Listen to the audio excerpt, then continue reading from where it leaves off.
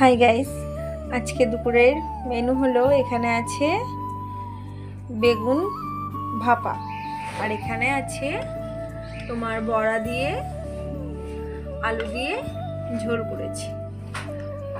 এখানে এটা শীতের বেগুন উঠেছে, এই বেগুনটা খেতে মিষ্টি লাগে, খেতে অসাধারণ লাগে। আর এখানে দেখুন আজকে সোমবার নিরামিষ থালি। এখানে আছে এই যে বেগুন ভাপা, এখানে আছে সাদা ভাত, লেবু, সাথে শসা, আর এখানে আছে উচ্ছে ভাজা, আর সাথে আছে এই টক দই, 1 গ্লাস জল, আর এখানে এই যে বড় আলুর ঝোল। তো ভালো লাগলে ফলো করবেন আর সাবস্ক্রাইব করবেন। টাটা।